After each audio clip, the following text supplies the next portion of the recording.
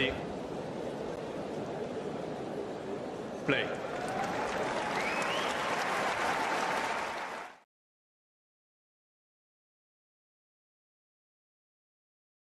I can. Okay. I think I'm unmuted. Can I see? I can't see Jakub on the screen, but I guess everything is fine. Anyway, welcome guys to the next Last Ball Drop show. This is actually the 10th, at least if we're trusting John's mathematics. I think we are, hopefully. I'm not sure if Jakub is here with us though. I'm Yeah, in the here. penultimate, as John is saying in the chat. At least I cannot hear him or cannot see him either. Did something go wrong along the way?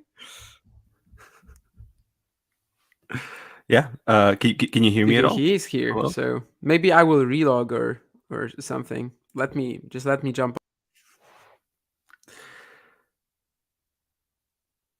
Hey, Jakob, a couple of technical difficulties, but I'm sure Damien will be back with us and hopefully be able to see us all. Okay. Oh, there we Fine. go. Cool. Can you hear me now? Yes, I can hear you now. I mean, it was weird. I could only see like your camera was frozen. I couldn't hear you at all. I don't know what happened, but anyway. Terrifying. As John said in the chat, this is the penultimate Last Ball Drop show. There's basically no point in doing it after the semifinals. Maybe you want to argue that there was no point in doing this after the quarterfinals as well. But, here we are, and we're definitely going to spend the next hour with you. Jakub is like a fresh addition to the Talking Tennis team or whatever. So he's not actually a fresh addition to my sort of acquaintance circle. So I know he's going to do fine, and I'm sure you've already also had the chance to meet him and enjoy his company on these shows.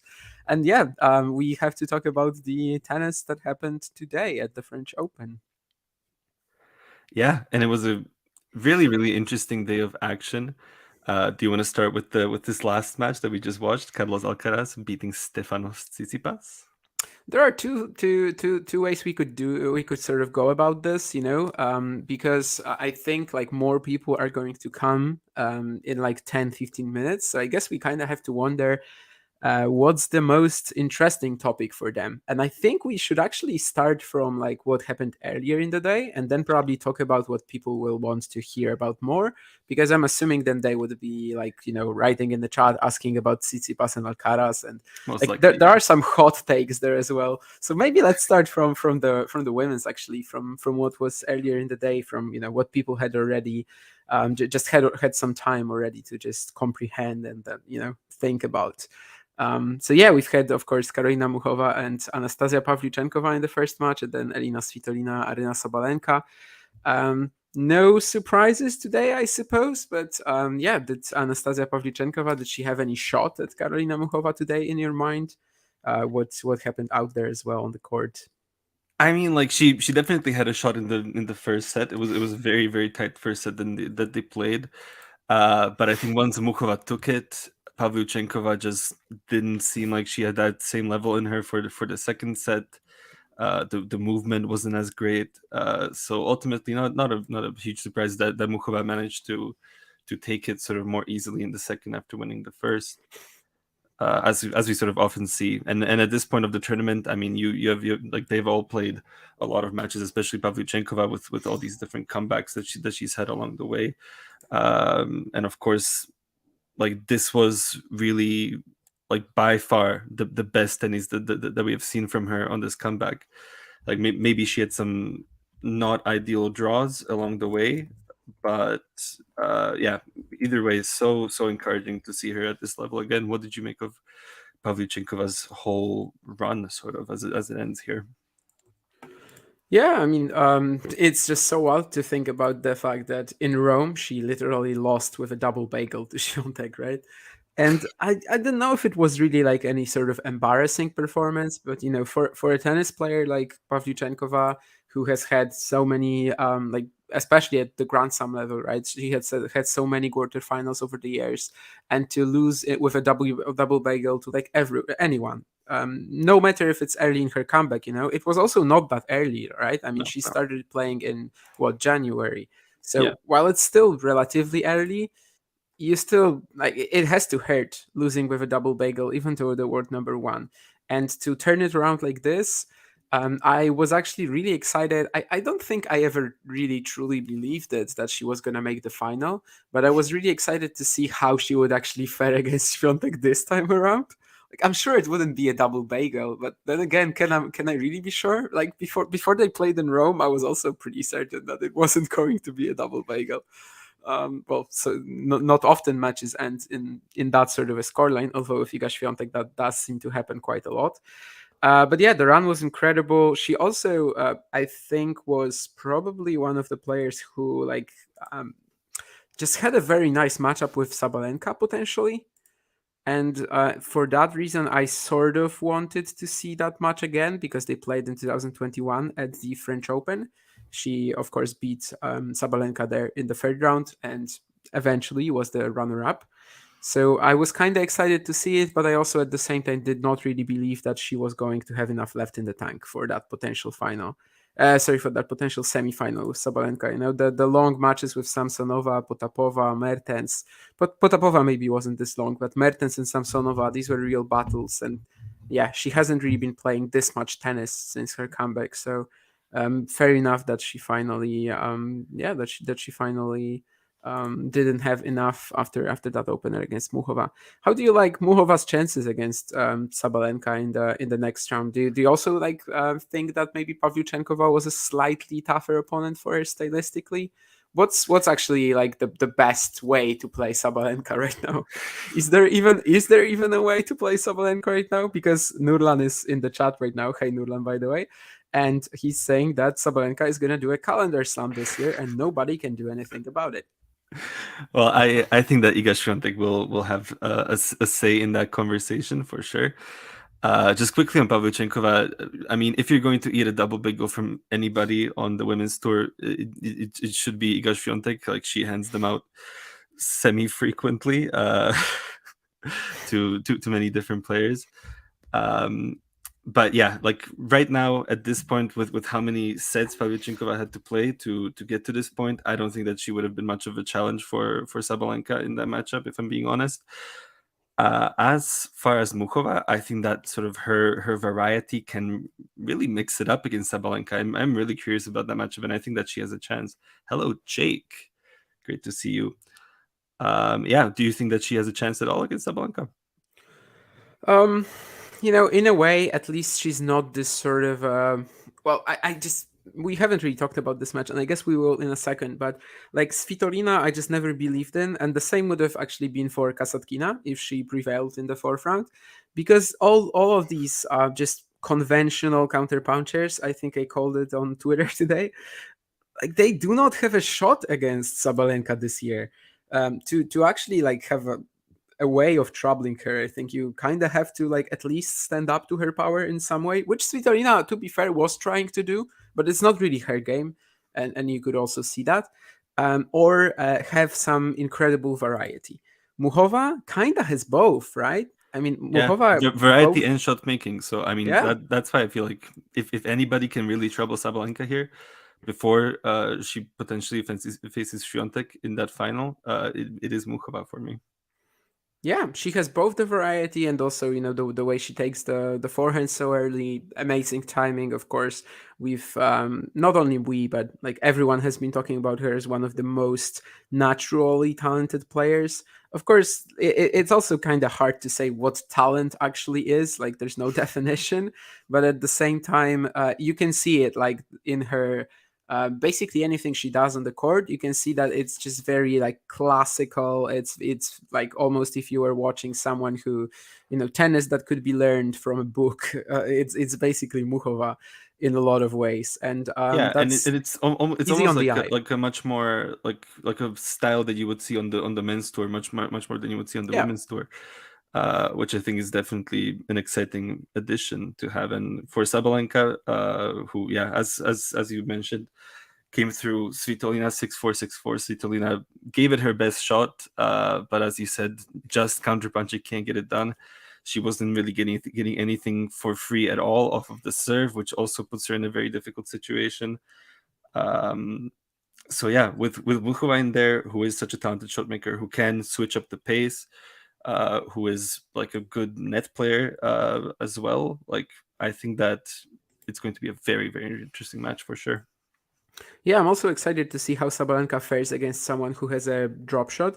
Of course, it is not easy to play a drop shot against Sabalenka because you basically have to have her like at least behind the baseline, and she's never behind the baseline these days.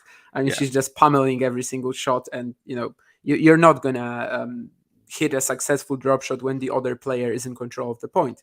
But if Muchova can also use that, maybe just try to lure her forward a little bit. I don't think her movement is that great. Also, I don't think she's just gonna feel that just that comfortable whenever she has to step into the court a little bit. Just maybe not something that she's used to, even from someone like Iga Świątek, who of course has been such a tough rival for her as well. And there you don't really get that sort of dimension, I guess. And I'm excited to see if Muchova is able to use any of this against Pavlyuchenkova. She was against some of the opponents where like she was controlling the play. Of course she was, but against Sabalenka, it's not a given, I suppose. I'm actually going to use that talking point from Nurlan about the calendar slam for Sabalenka, like the possibility of it. Like if she wins, let's just forget about the rest of the rounds. Let's just assume for a moment that she wins Roland Garros 2023. She is in the semis. I mean, it is very much a possibility. Okay. Does that become like a real chance for you then? Would you actually consider her to win all four? Well, so okay, theorizing that she would probably have to beat Świątek on clay in the final of Roland Garros. If she does that, then I think the biggest opponent in her way is the UK government potentially not granting her a visa to enter, so that she can go play Wimbledon, which she hasn't yet received, and I think most Russian players haven't received their visas yet. So I think that would genuinely become like the biggest obstacle, because I mean, outside of maybe like you think of Rybakina, who could like stop her on grass potentially, but like who is beating her? If she's beating Świątek on clay, who is beating Sabalenka ever? I kind of get it. So maybe Nurlan was actually like if he strongly believes that Sabalenka is going to win the French Open, then I totally get that. Actually, yeah.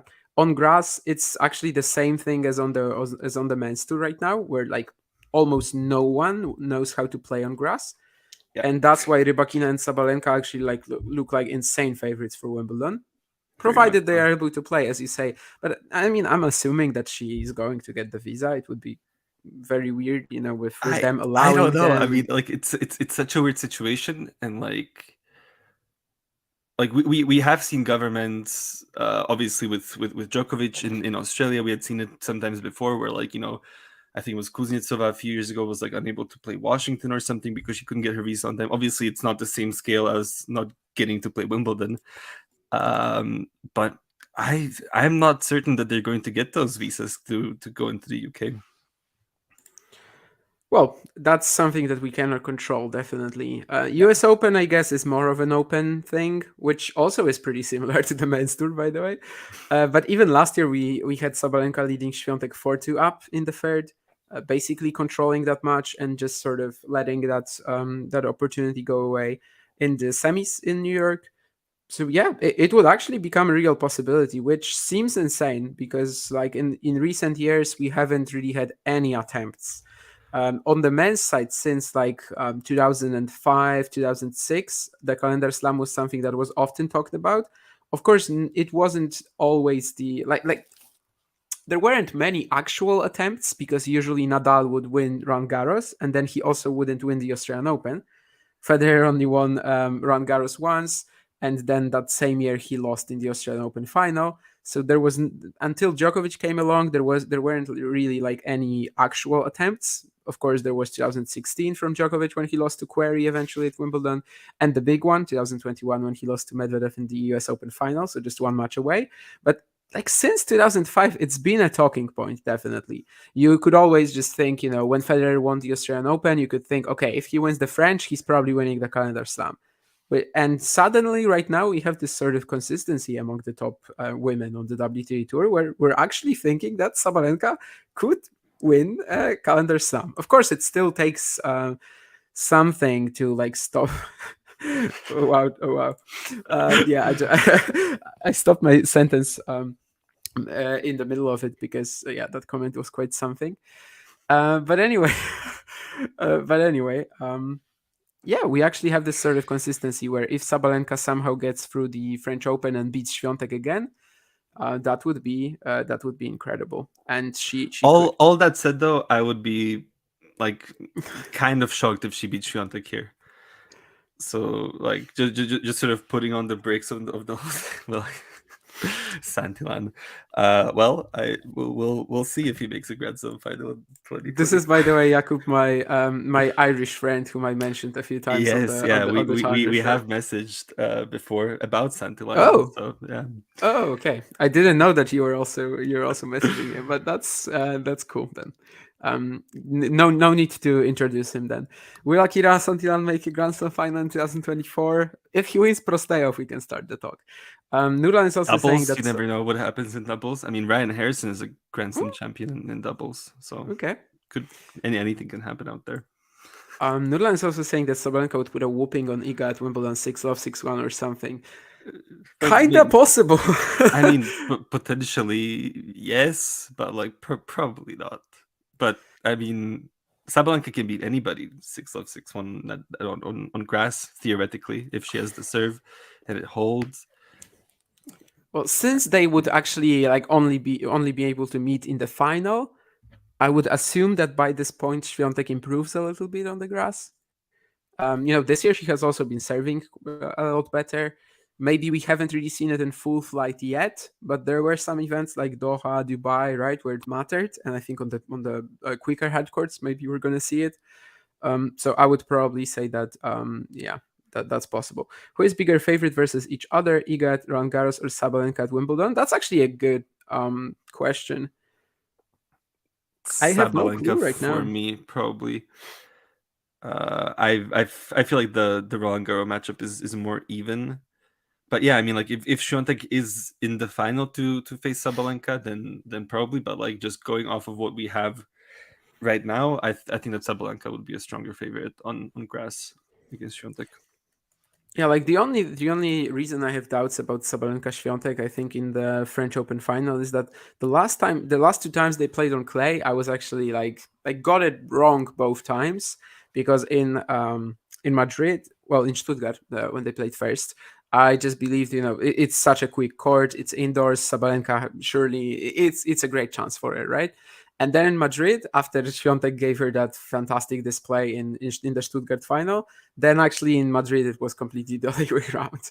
So I know both of these courts, both the conditions in both of these events definitely suit the Belarusian more. So I guess that's kind of what you have to think, that the slow play in Paris would still make Swiatek the favorite, and like she will be the favorite of that match if it happens in the final, undoubtedly.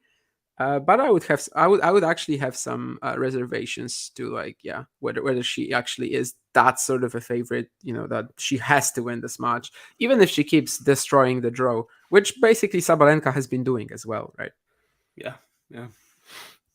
And I guess maybe with that we could go over to the men's side, which we've just had the last match of the day. The night session again, and the night session again was kind of disappointing. I guess we can say that. We were expecting more from Alcaraz and Tsitsipas. In the end, maybe a little fight back, but was that really so important? Was that something that changed your perception about the match? And what happened? Try to unpack what happened just 30 minutes ago for us in general. Well, so I mean, I think it definitely changes the perception of the match for Tsitsipas. Like if he went and actually lost 6-2, 6-1, 6-2, I don't really know how he sort of comes back from that mentally, losing to a guy who is obviously so supremely talented, but younger than him, ultimately in Alcaraz, and getting just absolutely embarrassed to that level. That would be so tough for him to come back from. So the fact that he went and got that break back and saved all those match points and took it to like a decent conclusion in that tiebreaker, I think is very, very important for Tsitsipas. What happened overall? I mean, Alcaraz he exposed the backhand time after time, The movement was incredible. The forehand was on point. He looked borderline unbeatable for like 75% of that match. So yeah, I mean, like, how do you beat Alcaraz at this point, sort of on clay? Yeah, I actually saw a lot of people at the beginning of the event saying that we still haven't seen Alcaraz like punishing top 5 players on slow clay, which kinda is true actually.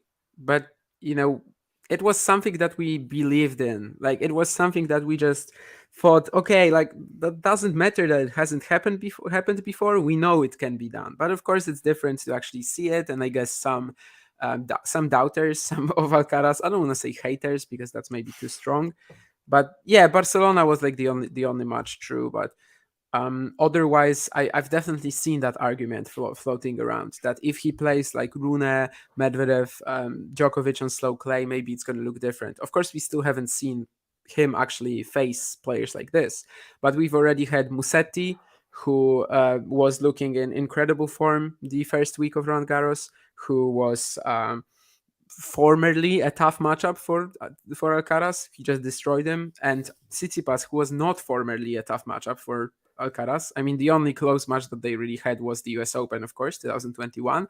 But that was when Alcaraz was like still in diapers. And then after that, it was always so easy. As you said, the edge on the backhand side is just so huge. He just terrorizes that wing from Alcaraz. There is basically nothing that Tsitsipas can do with it. When he's trying to play offense, Alcaraz is just so quick around the court as well. He shrinks it. He doesn't allow him to like win points consistently on the offense. He just makes it impossible basically for Tsitsipas to do anything, and that was done to an unbelievable extent today. I definitely agree that it matters for Tsitsipas, and I think we even saw it. John actually showed my tweet just a couple of minutes ago, which is always pretty embarrassing. But I do agree that. But I do agree with myself. I do agree with you, I wanted to say, but I also agree with myself that I think by Tsitsipas's reaction, we saw that it was going to be more. It was simply going to be easier for him to recover from this, if because of what happened in the third set. How does he recover? I don't know. And this is, I think, maybe where we will come. I'm sorry, guys, that I'm not responding to like the comments about Djokovic Alcaraz. I think we're gonna get to it in a second. For now, I want to touch on like a couple of things with Tsitsipas, and also one more thing about. We also have to talk about like Djokovic Khachanov, and I think then we're gonna get to like Djokovic Alcaraz, what can happen there. I'm gonna have to also ask you this one question. Stefanos Tsitsipas, if I asked you right now, will he ever win a Grand Slam event? I was thinking about this today while I was watching Alcaraz absolutely destroy Tsitsipas for majority of the match. I was thinking, will we ever see another one-handed backhand champion, like at all? Period. When you sort of think about it, because I mean, Tsitsipas right now, when you sort of consider what we're going to have going forward with Alcaraz, with Rune, with Sinner, if he can ascend to that level, I mean, it's going to be so hard for him to try and get one. I believe that he has enough opportunities to hopefully get one at some point, but it is far from a certainty. Pecci will win a slam. Yeah, Giovanni Pecci Pericard. Yes, I mean this kind of goes with this comment as well. Does every player with one-headed backhand have it labeled as error prone? Basically, in the last few years, we haven't really seen. Even if there are some youngsters on the tour with one-handers, we haven't really seen any that are not a liability. It's not. No one is like Gasquet, Wawrinka team. Of course, only 2 of these actually won a slam. And it makes a lot of sense that they were also the best on clay. I know Team won the US Open and also actually hasn't won an ATP 1000 on clay. But I think we can all just, straight up assume that, I mean, he would have won a few French Opens if not for Nadal in 2018 and 2019. And these were the guys who, like, in the best of 5 format, especially on clay, they could hit through it and just have an enormous power on it. Tsitsipas is not really that kind of guy, but the clay still gives him a lot of time, right? So everyone just always assumed that Tsitsipas was going to have his biggest chance for a slam at the French Open. right now, I think he kind of have to shift this. Like he kind of has to maybe look at Melbourne more. He was just the second best player in Melbourne, like hands down. There was no one other than him and Djokovic who were like even close. Rune was still not ready. Alcaraz was injured, of course, which also adds to like it just adds to our perception of that slam as a huge chance for Tsitsipas. He had his big shot at the French. I don't think he's getting one because he's not beating Alcaraz and Rune in the in like next year's at the French. This year against Rune, Very unlikely. you can maybe even physically you can beat him. But like this next year, 2 years in 2 years from now, I don't know if he's beating Alcaraz or Rune at the French. I think they're just so incredibly so much more complete than him. Why has it changed? I mean, the game is faster, the game is sharper. It's so tough to absorb pace with the one-hander. It's tough to go down the line. Clay is also relatively faster compared to sort of what it used to be when it used to be very, very slow. Like if you look at some of those like old French Opens, that was a real slog on the dirt. Whereas now we sort of have it more homogeneous across all the surfaces. So we sort of have more consistency in general. Yeah, I mean, racket technology, of course, technology in general. It's just making the game to be faster, harder, quicker. Everything is just so much better. Only 100 on the men's side? No. Wawrinka, you also have. Have you seen any players change from one hand to two later in their career? Corentin Moutet right now. There's also Steve Johnson, who experimented quite a lot with a one-hander. He ended up playing two hands and, well, mostly slicing it. So maybe that's why it was also quite kind of easy for him to do it, because he was hitting like 60% slices anyway. Usually players don't go for it. I think I remember Roberta Vinci saying that like if it wasn't too late, she would be switching to a two-hander. Ivo Karlovic once famously said that he would have been world number one with a two-hander.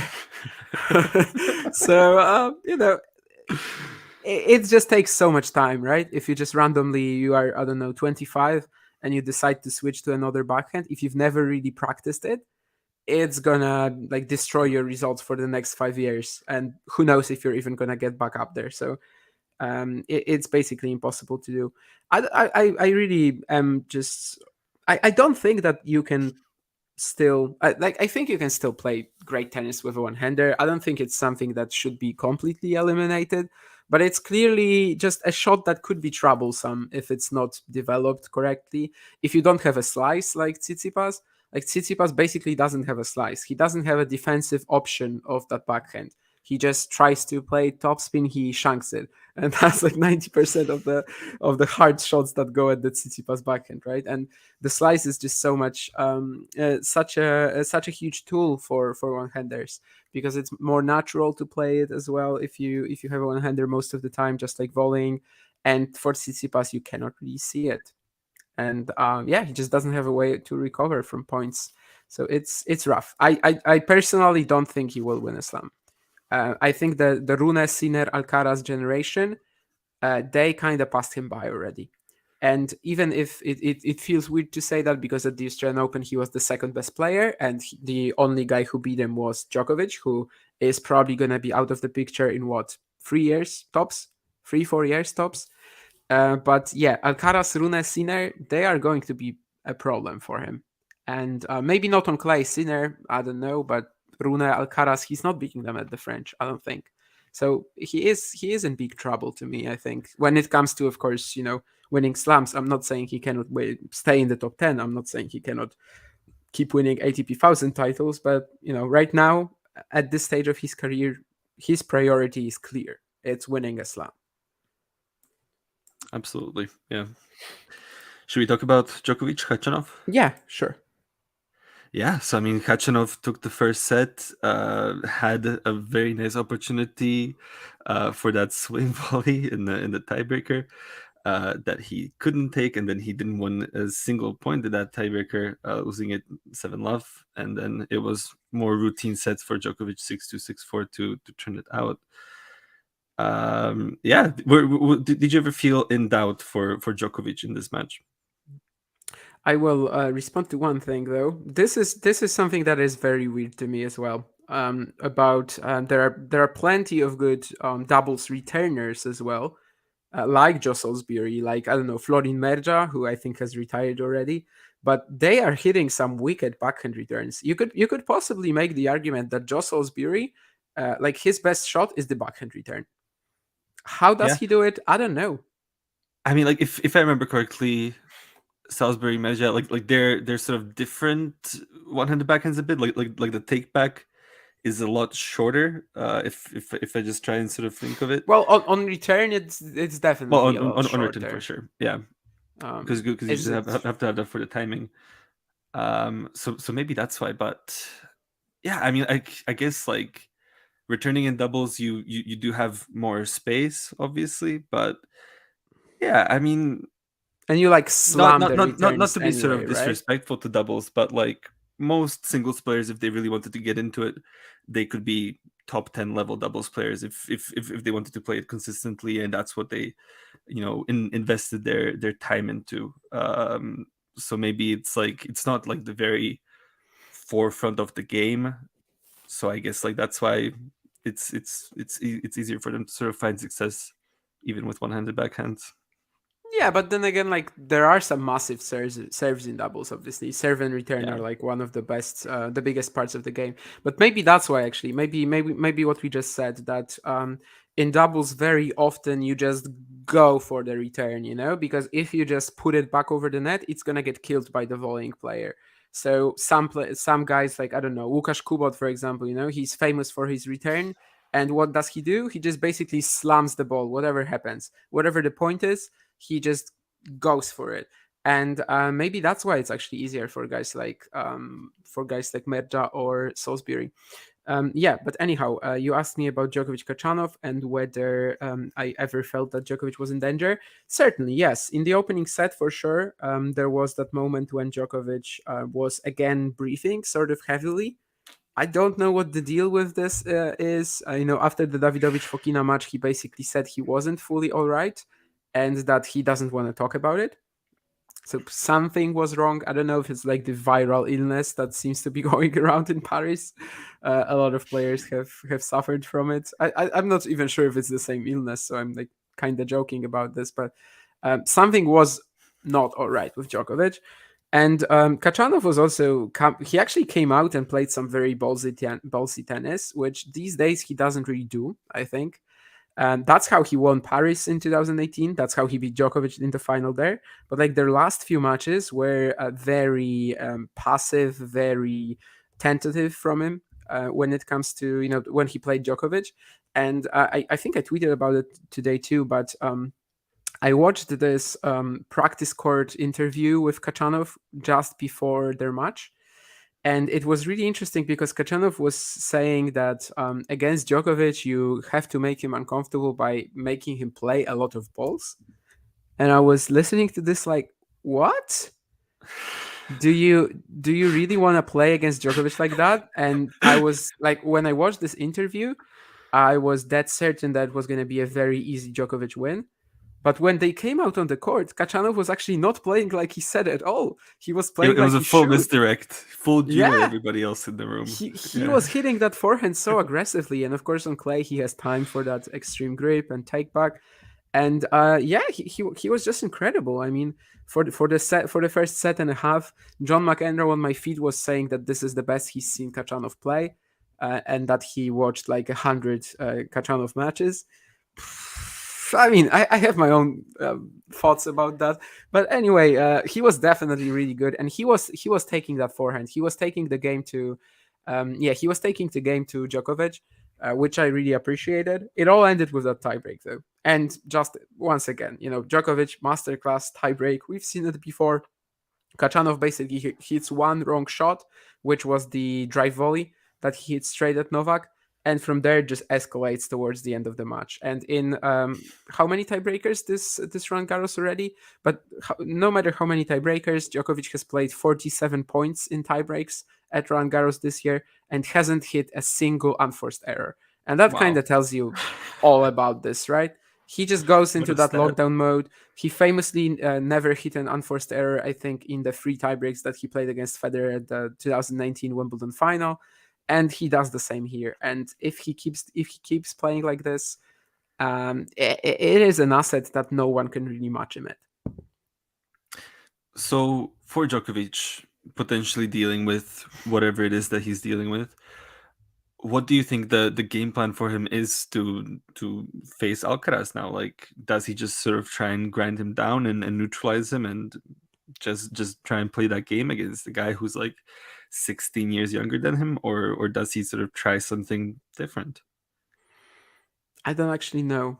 One of my hot takes prepared for today, or like, I came up with it probably like 5 hours ago, so I don't know if it's prepared, but well, I just on level, and I think someone like 15 or 20 minutes ago said something that was just very similar to how I feel about this.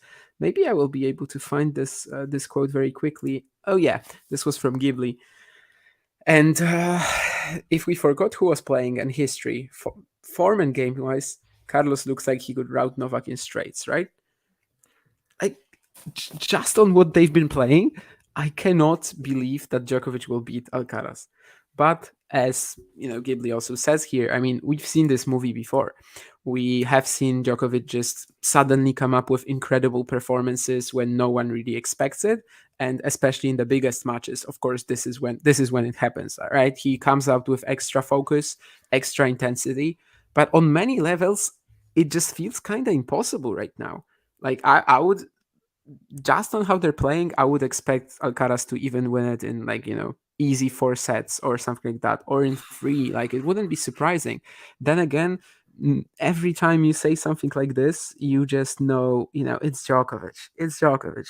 He needs to come up with something. Yeah, I'm not falling into this viral illness, walking around panting, trapped with Novak Djokovic. Yeah, I think that we're going to get an absolute classic. I think that we're going to push 4 or 5 hours, 5 sets, and we'll just see who can just grind this out. That's what I think we'll get here. I mean, as you said, when it matters, Djokovic doesn't miss. If it's in tie breaks, Djokovic just doesn't miss at all. So it is incredibly difficult to beat him. Of course, Alcaraz has weapons, but just like these are like 2 absolutely elite movers on the court. So I think that we're going to see a lot of long rallies and a very, very long match. And I think really an iconic match. Like, just because Djokovic hasn't been playing his best tennis leading up to this doesn't really make me question about whether he's going to bring that level against Alcaraz. So, yeah. Yeah, I've heard this before as well, that Carlos in set 3, what Ghosty said here, that Carlos in set 3 showed he lacks Noah's killer instinct. Exactly. My assumption is... The fact that he let Tsitsipas back into that third set and let, from 5-2 up, from match point after match point, to let him go to that tiebreaker, and even like from 4-1 up, 6-3 up, to let him make it close in that tiebreaker, like, it makes me a little bit worried about Alcaraz going into this match against Djokovic. And actually, I believe that it won't be this close. Like, it won't be close enough for this to matter, I think. But again, that's like just based on what they've been playing. Again, I cannot really exclude the possibility that Djokovic shows up, and that's something incredible. When it comes to the matchup, we've had just one encounter between them. We've just had that one Madrid classic, absolute classic, 3 hours 30 something minutes, I think. One of the best matches of 2022, hands down. It's incredible that we haven't had them playing before. Like, other than that, sometimes, usually when there's like a couple of best players in the world, which this year, of course, we have Daniil Medvedev too, which kind of changes the whole dynamics. But in 2022, the best 2 players met just once, which is pretty unusual. Of course, there are a number of reasons behind this. Never mind. But it's just going to be amazing for this reason as well. It's certainly a fantastic storyline. I don't really know, though, how this will look. Just in terms of the dynamics of the matchup, I think we haven't really seen them against each other, and it's kind of hard to guess. Lots of things could happen there. It will probably also depend on like whether Djokovic feels he can go with him physically for 4.5 hours. We've seen Djokovic add so many things to his game that are designed to keep the points shorter. I would say in the matches against Khachanov and against Djokovic fourth round. Jesus, I'm forgetting right now because it was so useless. Farias. Yeah, because it was just such a throwaway match that no one really thought that, I'm not saying Varias was useless. I'm saying the match was useless. No one really took anything from that match. But these two were probably where the Djokovic forehand, the Djokovic +1 forehand especially, looked the best. The conditions were a little cleaner, I think, also. Maybe not, the wind wasn't impacting it that much. And I think we could actually see a very aggression version of Djokovic, especially if he believes that he will not be able to, I don't know, play for 5 hours against Alcaraz, playing the toughest possible long rallies or whatever. So I actually think we might see a very aggressive. Like even if he does believe that he could, there is no reason for him to like sort of go into that from the start. Like if it comes down to it and he has to start grinding out the points, then sure. But yeah, I do agree that serve +1, that would be huge for Djokovic as a key to try and win this match. I could see maybe like a lopsided set or two for Alcaraz, but I really feel like Djokovic might take this in 5. Wow. You see, that's why we did that's why we differ, I suppose. Yeah, but I mean, yeah, like Alcaraz has shown like incredible dominance in these last 3 matches. Like it has been amazing, but like much like Serena Williams, you couldn't really counter out until the very end, and I don't think that you can count Djokovic either until the very end. I mean, yeah, Ghibli Carlos has a bigger forehand. I do have to agree with that. But if Djokovic is really up to it and will be trying to pounce, will be trying to take the forehand maybe a little bit earlier, if he's hitting the serve like we know he can, especially if it's not a windy day, which clearly has been bothering him at times this event, we might see him trying to go all out, I think. He definitely over the past years, he has been adding a lot of things to his game that are designed to keep the points shorter, which, with age, he knows he needs to do that. I don't know. This is really still a pretty fresh matchup. We've only seen it on clay, but on very fast clay, on altitude clay, basically. This is going to be really different. Just comparing their form, I cannot possibly say that I think that Novak Djokovic is winning this match. If he is, I think it's because of the intangibles and just how he's going to approach it mentally. John, I was actually about to ask about this, ask Jakub about this, because I was very excited to see how this match would be priced. This is just something, we haven't seen Alcaraz and Djokovic play in over a year, especially in terms of Alcaraz. So much has happened since, right? Oh, and Ghibli is also. That's why John showed it.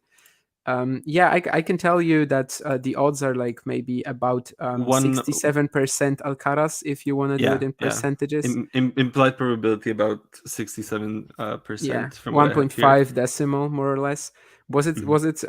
Is it what you expected?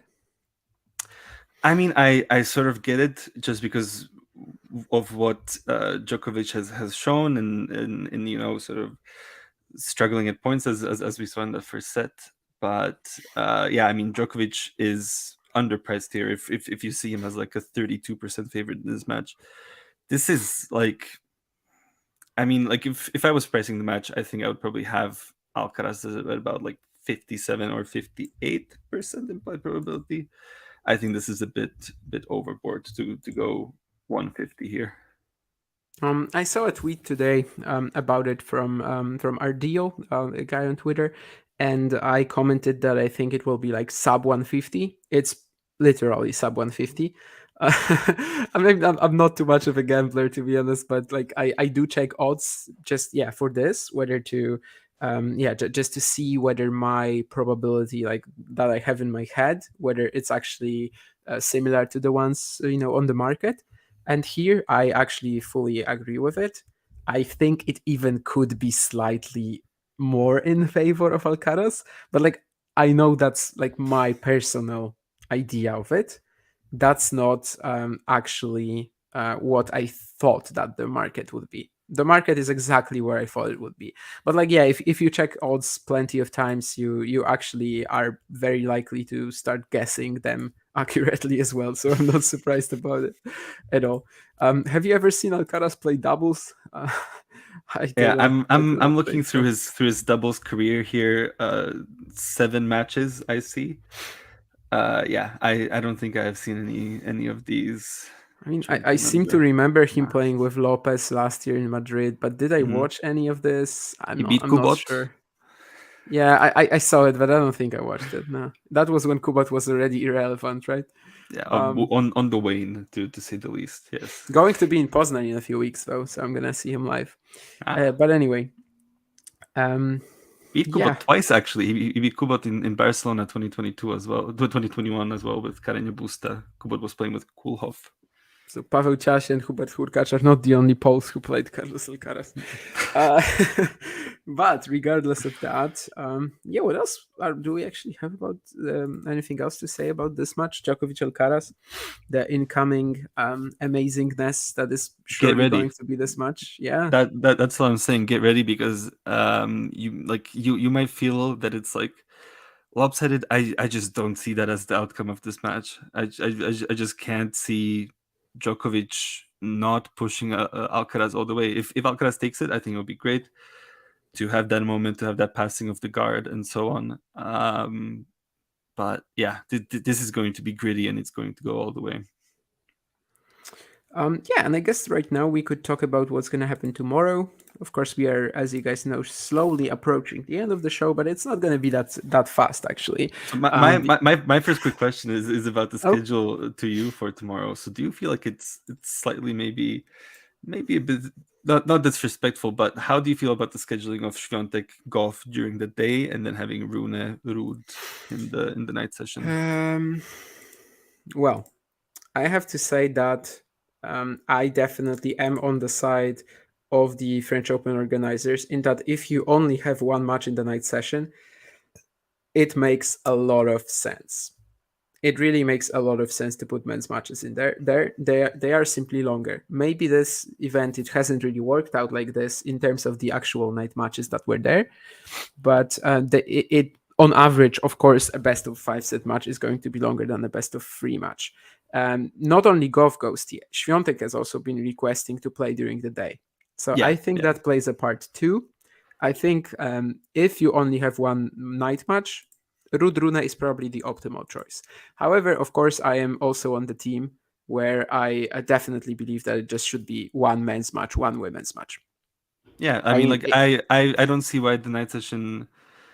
I mean, I guess like logistically, you have to have it start late to ensure that you have the night session ticket holders in there, that you have all the day session ticket holders out. Just throw them out earlier. I mean, just throw them out earlier. Just start it at like 7 p.m. and get a one men's, one women's. I mean, this is not that, and everyone is happy. And like you avoid all of the potential sexism allegations around it. You avoid people then selling tickets en masse when you do put a women's match on there. I mean, it's kind of a mess to try and roll out this like single match night session. Like it's a bit weird, especially when like of course they try to accommodate all of their top players. And Nick is also players in the evening that much. Nick also is coming up with a very good argument that we forgot about. Of course, true. Because on this particular day, Nick is spot on. They cannot put women's matches late that does make sense, on Wednesday.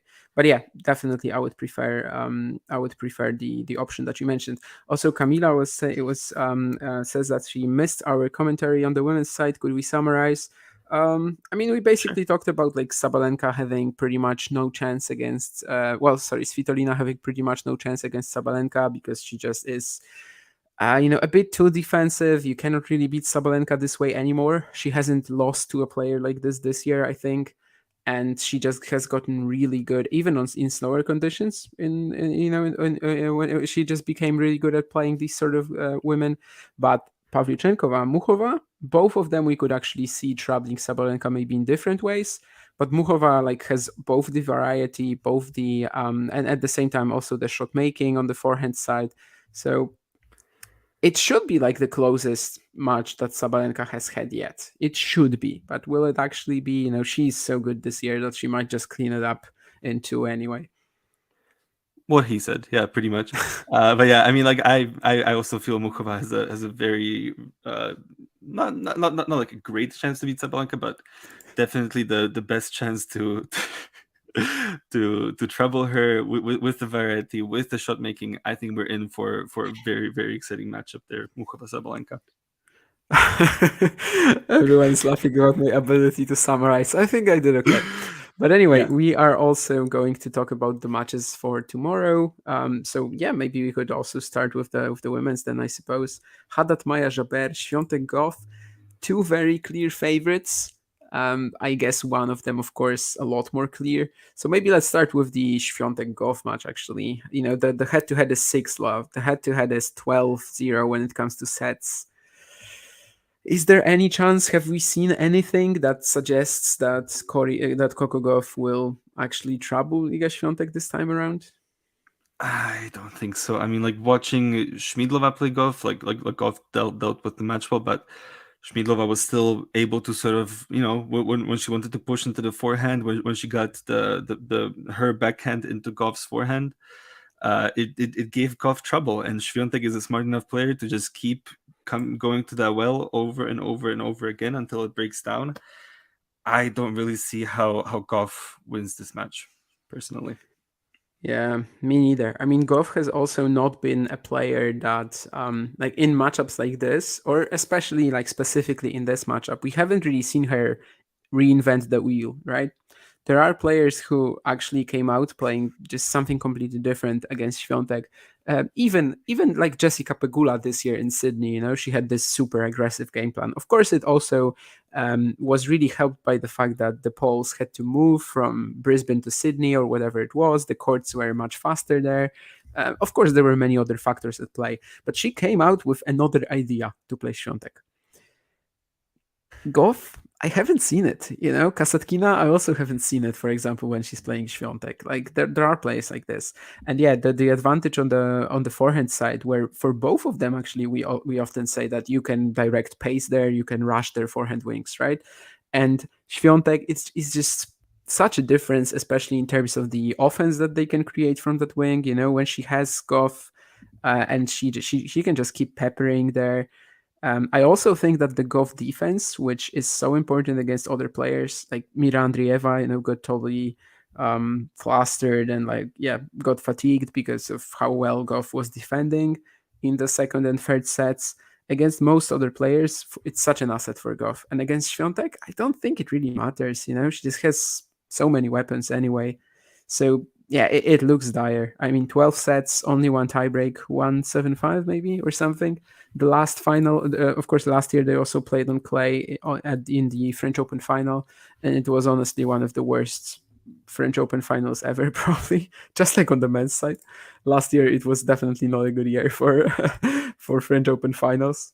And it's not that it was poor in terms of the quality, especially from Świątek's side, of course, but it was just so clear what was going to happen. Like you could watch 10 minutes of that and you just knew everything. So yeah, I just think Świątek, the weapons, the point construction, I just don't see. I'm in fact drinking a sugar-free Monster. It is not a Coke, although it did give me a scare of like, what Coke am I giving up here? But yeah, luckily all of it. Anyway, yeah, Goff, Świątek, I don't see it. No, I would actually. We haven't played, but I would lose 100%. So. At this point, I think Damian would actually beat me. No, I mean you actually played. You were actually trained. But I mean I haven't played in years, and I am. I don't think it matters. So you would just moonball me to death on indoor hard. On indoor hard, especially, yeah. No, I don't think it actually matters. Like at least from what you've told me, I don't think it actually matters. But I am definitely excited to check it out someday. Hopefully we're gonna get a chance to play a best of 5 set match, especially on indoor hard. Yes, absolutely.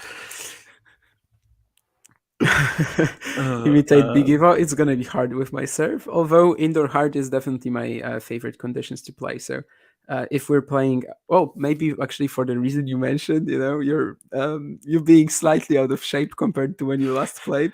Maybe I would actually like Clay for the matchup between us. Yeah, no, we're definitely doing indoor hard. I'm going to serve bot my way through. Yeah, it's going to be like Jerzy Janowicz out there. It's going to be like either ace or double fault every single time. We're gonna have no rallies at all. Just 5 sets of serve and return. Yeah, so basically Świątek Goff, no chance. I mean, that's how it seems, right? It always I feels don't think so. pretty wrong to like just completely dismiss the chances of a top 10 player. But yeah, it's just such a matchup advantage, and we haven't seen Goff try to change anything in that one. Yeah, and Haddad Maya Jabeur, I guess the one that is looking a lot more exciting.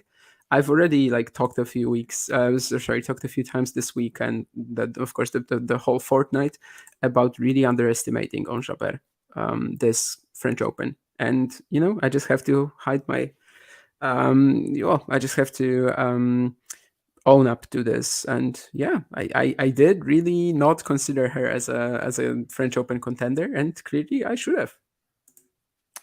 Yeah, I mean, I just have sort of questions about how Haddad Maya comes back from that almost 4-hour match. Of course, she did have a day off after, but that's going to be tough to come back from against Sorribes Tormo. And Jabeur is a tough player to face. Doesn't give you rhythm at all. So I think Ons will take this. Tough to say, Nurlan. I mean, tough to compare, really. It's definitely very slick. I wouldn't say it's as fast as Australian Open courts. Like, it's still clay, but it definitely plays very slick, which makes it even faster, I suppose.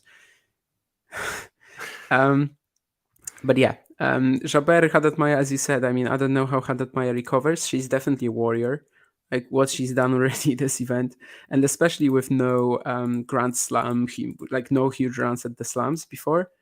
I think it's incredible. But yeah, just what we've seen, I think, this week from Jabeur, which has been honestly just really spectacular form. I can't really say that it would be, I can't really say that I'm expecting Haddad Maya to win. There was a comment about the potential meeting between Świątek and Jabeur like an hour ago. I think I can find it pretty easily because I remember it being pretty interesting. I know from whom it was, so that would actually help me, I think. But yeah, just any thoughts? Like oh yeah, I have it. Any chance Jabeur can turn her bad head-to-head versus Iga if she gets there? Sabalenka will give. Oh, actually, there wasn't much about the Jabeur Świątek head-to-head. Well, Świątek rivalry, other than the first sentence. But yeah, any chance that do you think Świątek loses before the final here to Jabeur, for example? I mean, I think Jabeur definitely has a much better chance than Goff does. She's a very different player, and gives Iga a very, very different look. However, on clay, it just doesn't work as well as it does on grass, and just on faster courts. So yeah, I'm going to put, like, if we're saying Goff has like a 1% chance, I think I would give Jabeur maybe like an 8-10% chance against Świątek. What do you think?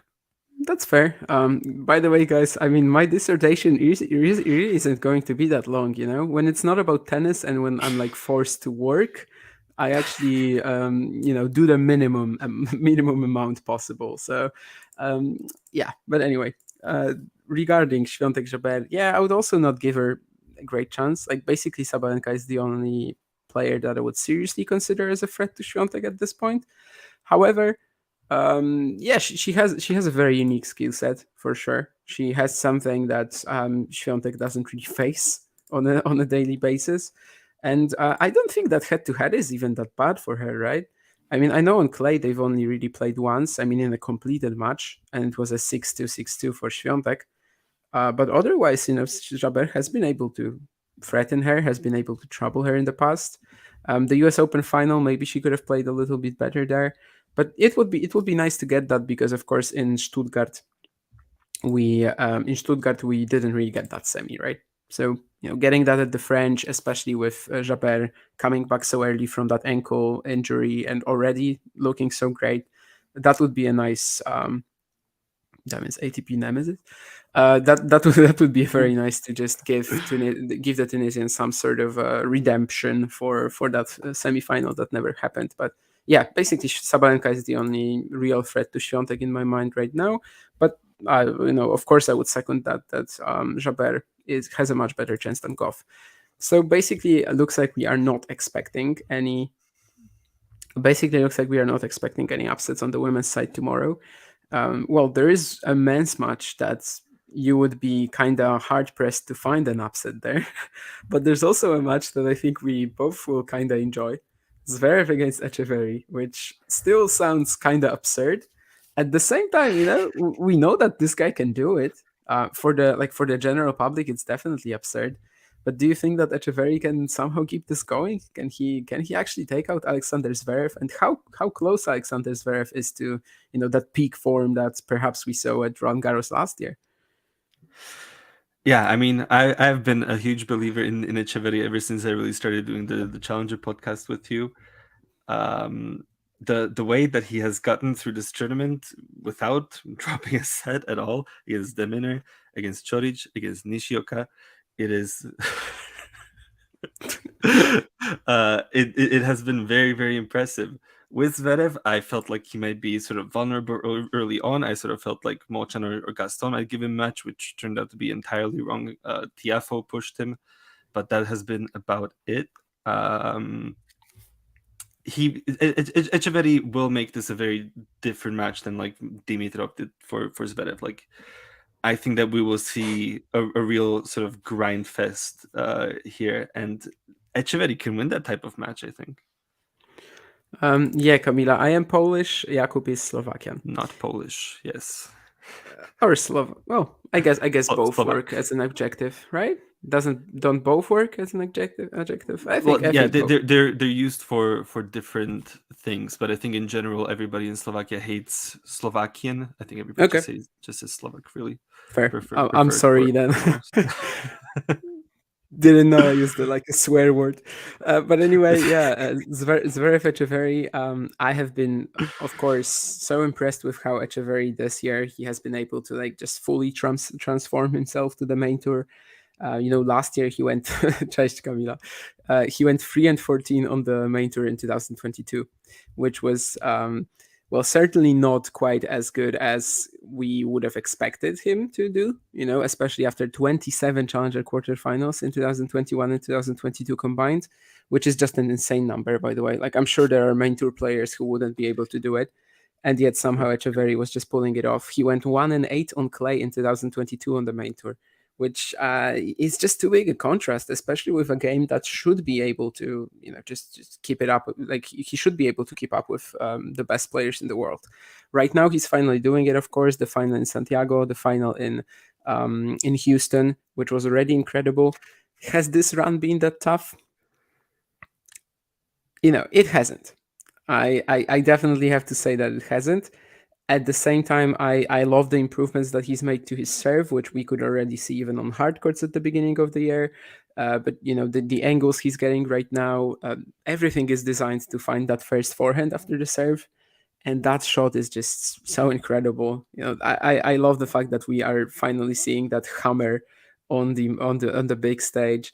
Also, how consistent he has been on the backhand side, how well he's holding up from his weaker wing against like the lefty forehand of Nishioka, but also in the more conventional cross-court exchanges with Deminor, with Borna Choric. He is holding up. And then finally, thanks to the depth, the consistency that he's getting on the backhand, he is finally able to find that wonderful shot that the forehand is. And yeah, maybe if he can get it to be very physical. Let's remember that this is a guy who last year won two of the craziest thrillers that we've seen on the Challenger Tour. One of them was 4 hours and 17 minutes, I think, against Renzo Olivo. And the other was 3 hours and 52 minutes against Camilo Ugo Carabelli. Both insane matches. Needless to say, Echeverry won both of them. And yeah, just fitness-wise, he should be able to keep up with Zverev easily. He's also had a very easy road so far, right? No sets dropped. He might be seeded for Wimbledon, which is absolutely crazy. Of course, I don't really think that he's going to be a threat for Wimbledon. but still such an achievement for a guy who, last year went 3-14 on the main tour. And the change in that, in his records, the way he has been able to just slowly but surely build himself up to the top is just amazing. I hope it will be competitive. I think Zverev is getting there, though. I think that Zverev is like reasonably close to his peak disposition right now. I'm not saying that Dimitrov played a perfect match against him. I'm not saying that Molchan did, or Frances Tiafoe even for that matter. He is not playing as well as he was in 2022. I think it will be enough to handle Echeverry, though. I would, of course, love to see it just being competitive. The issue of Zverev's second serve like sort of comes and goes. I think I don't think it has ever really been fixed. Sometimes in a pressure moment it will come back, but it's definitely better, of course, than like a couple of years back when everyone was talking about it. Yeah, should we get into Rune and Ruud? I mean, a match where I think it is very, very even, despite both you and John sort of writing Rune, not Rune, writing Ruud off a little bit during the draw preview compared to me. No, but right now I think it's close too. But right now, at the beginning I didn't. Yeah. Yes.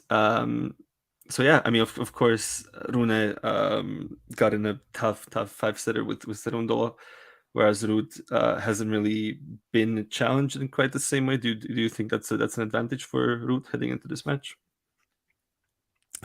I mean, he is still looking very fragile physically in best of 5 scenarios, and it just makes me think that. It just makes me think that I can't really trust Rune in a best of 5 against the best players in the world. And like Ruud, for as much as we like to bring him down a little bit sometimes, and say that he's not as good as the results that he was getting in 2022, that he's not as good as a player who almost went to world number 1. Well, my internet seems to be out. Hello? Back? Okay, I think I'm back. I mean, he is not as good as he was in 2022. I definitely still think that, but he is one of the best players in the world on clay. He is like a borderline top 5 player on clay to me, and just taking into consideration how fragile Rune looked even against Chris Eubanks, and then of course twice as much against Franz Cerundolo. I just cannot possibly trust Rune here. I think that.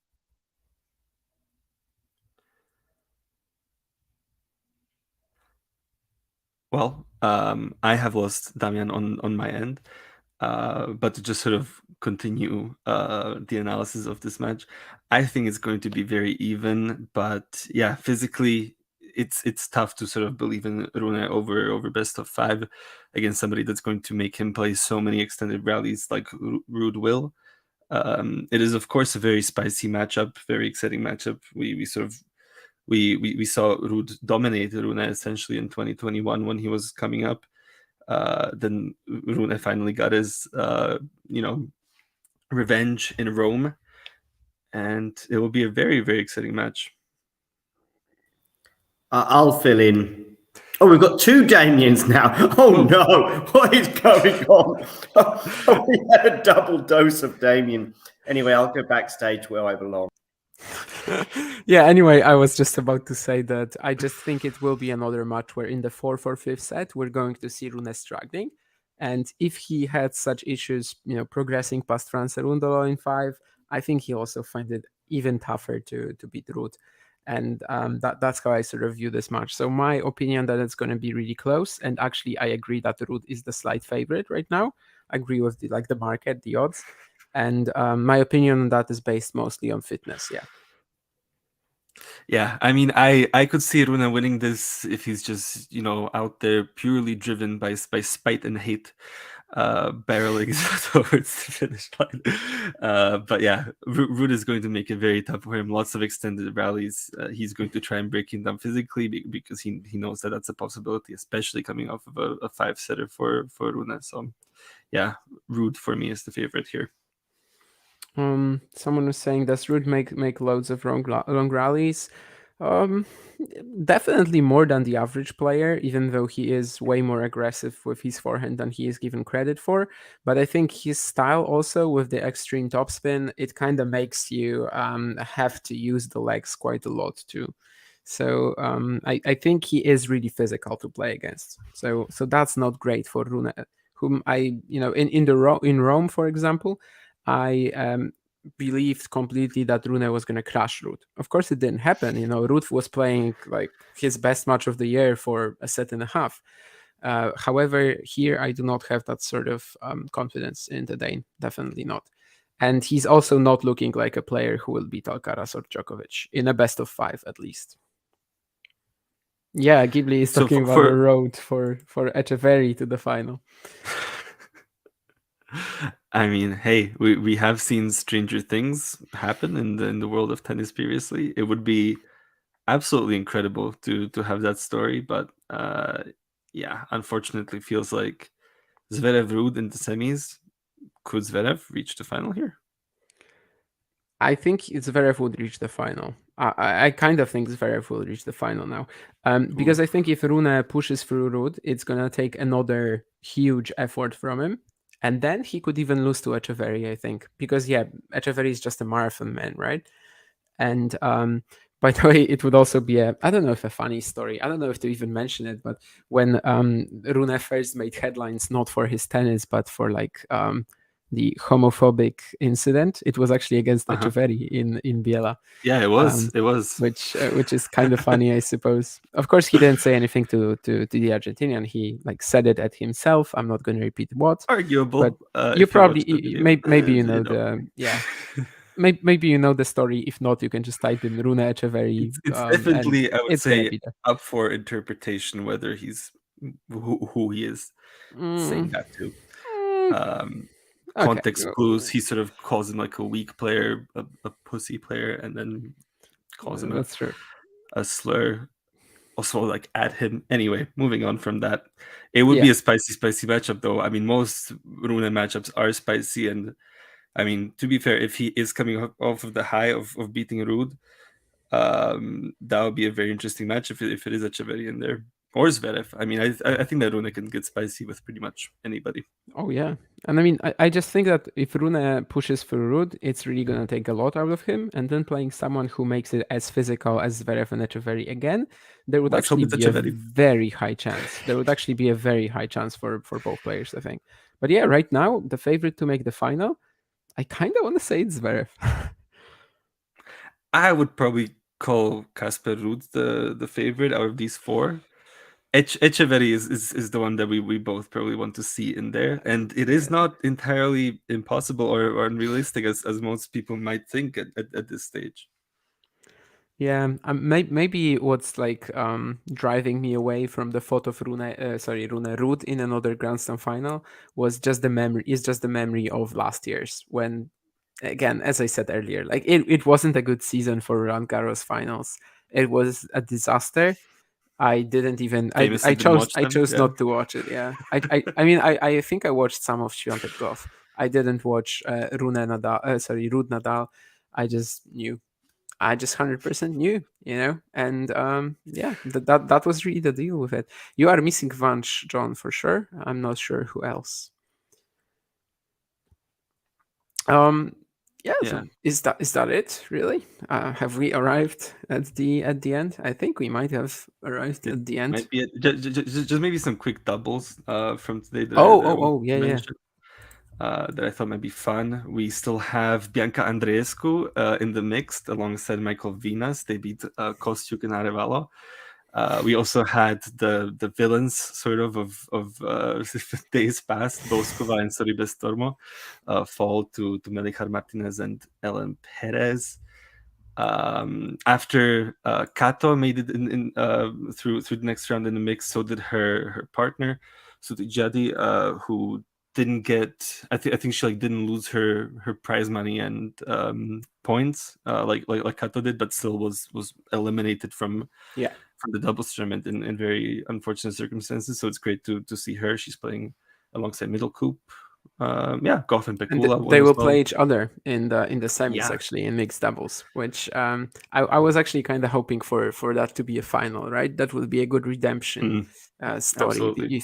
if Kato, but still, I think it's gonna make a lot of headlines if Kato wins the mixed now or like makes the final, because I mean, especially if she's facing Andreescu Venus in the final. I think that could be a pretty relatively high profile mixed final, more so than most, for sure. Yeah, and if any of you want to catch some juniors matches as well tomorrow, definitely highly encourage you to watch Alexander Blocks playing Lerner Teen. They played in the final at the Australian Open this year, with Blocks winning a crazy match 7-6 in the third. So that should be really good. And in general, like the whole lineup, I think, especially on the men's side, just looks insanely good.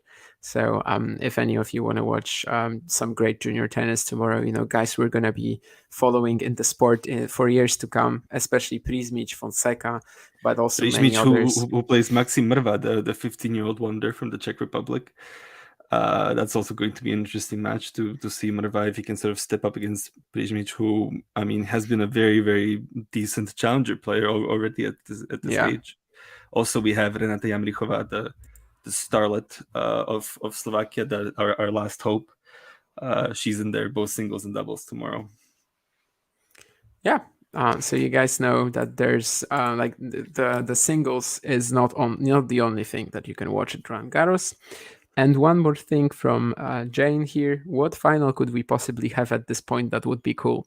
I actually get what you mean, because if Alcaraz or Djokovic win, well, one of them is going to win, but whoever wins of Alcaraz Djokovic on Friday, are they really going to lose in Sunday's final? Maybe if it's like Djokovic playing Zverev, or maybe Rune again. If play like a Nadal Djokovic, that 6-hour final. If the match is like that, and you have sort of you're sort of one of those guys trying to physically recover from that, then maybe whoever is in that final has a chance. But yeah, like unless Alcaraz or Djokovic are somehow impeded, we're just getting the final around early, unfortunately. No, Camilo, we have not discussed who be, because this is like a daily show where we only really talk about, what happened today and, preview the next day, basically. So perhaps there was a show that talked about Hurkacz Varillas. I think I was even on it earlier in the week. But I don't know if there were like any big picture things there. This is clay. Like no one. I think I even said that no one had any expectations for Hurkacz. I think that like the alarm bells are going to. I expected him to Goffin in the first round, to be honest. So. Me too, sort of. Like I thought it was going to be a very close match. So I kind of have to say that if the grass doesn't work out for him, like that's when the alarm bells will really ring. And I generally am of the idea that he hasn't been making any progress. He has been very stale in a good sort of, at a good level. I mean, a top 20, a top 15 for the most part player, but at the same time kind of stale, and he should be looking to maybe add someone to his team, maybe replace Pointon, maybe add someone to alongside him. But definitely if the grass doesn't work out, that's when he has to do something, I think. And that will probably also to him be the sign that it's not working out. But for now, I just think no one really expected that much on Roland Garros. So at Roland Garros. For Goshi, Slavoj Žižek is Slovenian, so I don't actually know if he's ever written about tennis or not. Is it a bigger crime to mistake Slovakia for Slovenia, or to say Slovakian instead of Slovak? I don't think neither one is like a crime to say. It's just like Slovakian. I don't think it sounds right to anybody from Slovakia. Like just like in your ear, it just doesn't sound correct. Like Slovak does. Is it a crime to mistake us for Slovenia? I mean, look, we're sort of playing into it a little bit. I think it's sort of, I mean, if I was Slovenian, I'd be offended to be compared to Slovakia. But for us, I think it's favorable for the most part. So I'll take it. Wow. I mean, apparently I'm not the only guy who like comes here and just completely destroys my country and my countrymen. Apparently Jakub also does it with I Slovakia. believe that I like represent the majority voice on this topic within Slovakia. I think that we all wish that we could, you know, not be Slovenian, but I think that they're sort of like they have it more together than we do at this current moment. Amazing. I did not expect that, but that was definitely interesting. You see, you come here for the tennis, you leave with extra knowledge about Slavoj Žižek and whatever other stuff we discussed about, like my dissertation, my dissertations, or What's and the topic? any other things. Oh no, I'm not gonna talk about it again. I've already talked about it like 3 times. So I'm gonna tell you other day. Let's not bore the Fair guys who just want to who just want the show to end at this point. And yeah, we have been going for 80 minutes. This is probably where we're gonna say goodbye. I think, unless you have any finishing thoughts and unless you have anything that you really have to add right now. Alcaraz Djokovic is going to be an absolute epic. Buckle up. And yeah, let's have a fun finish to the tournament. It's been like one of the most enjoyable slams for me in quite a while. Like it's been good. Alcaraz will beat Djokovic in 4 set stops. Thank you. Good night, or good morning, or good afternoon, or whatever. This is indeed where we're going to finish. And thanks for all the comments as usual. You guys definitely make it a lot more fun. And see you on some other shows. As also John was mentioning in the chat, we will have a lot of commentary over the next 5-6 days, and also the last ball drop show. Well, the last ball drop show is going to be tomorrow with John and Gil Gross. So feel invited to that as well. Bye. If you enjoyed this video, make sure you hit that like button. Don't forget to subscribe and click that notification bell so you don't miss out on all things tennis.